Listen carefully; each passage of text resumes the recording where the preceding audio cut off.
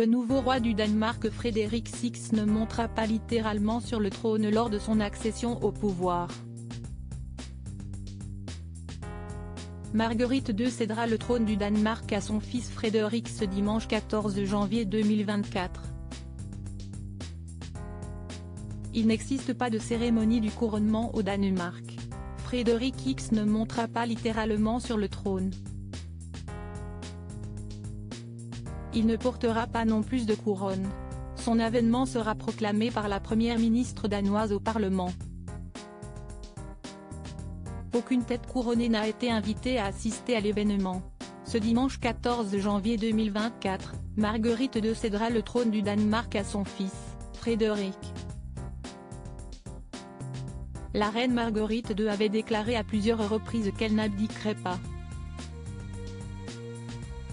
Le 31 décembre, elle a pourtant annoncé qu'elle allait quitter ses fonctions, notamment pour des raisons de santé, explique à nos confrères de Radio France Frédéric Harry, maîtresse de conférences en études nordiques à la Sorbonne.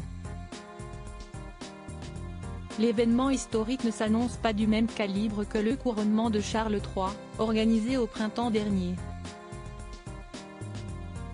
5,9 millions de Scandinaves devraient cependant affluer à Copenhague ce week-end pour saluer leur nouveau monarque.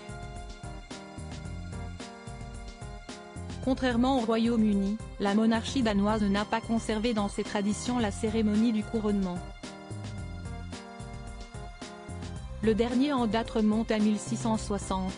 De même, aucune onction n'a été organisée depuis 1840. La reine Marguerite avait ainsi succédé à son père en toute simplicité à son père, en 1972. Aucune cérémonie en grande pompe n'a donc été prévue pour l'accession de Frédéric X au sommet de la monarchie danoise. Le roi ne montera d'ailleurs pas littéralement sur un trône, ni ne portera la moindre couronne.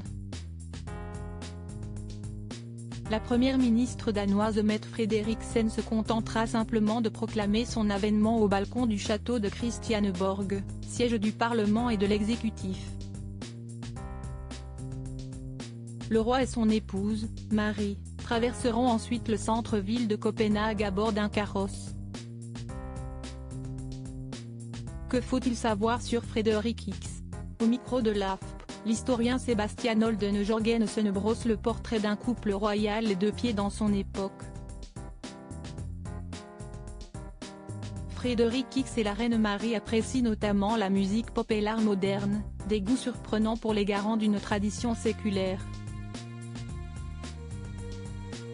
Leurs enfants suivent des études dans des écoles publiques et l'aîné, le prince Christian, a même été le premier de sa famille à fréquenter un jardin d'enfants.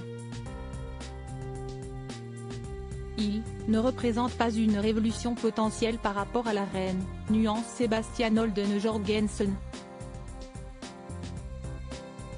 L'historien Paul Heidegard ajoute, comme sa mère, je pense que Frédéric X sera très fédérateur parce qu'il est, ainsi que le reste de la famille royale, au-dessus des dissensions de la société.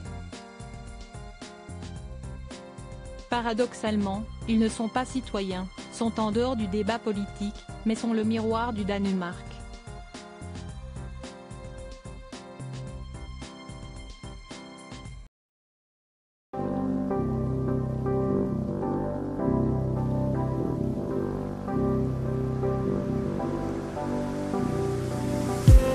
I just need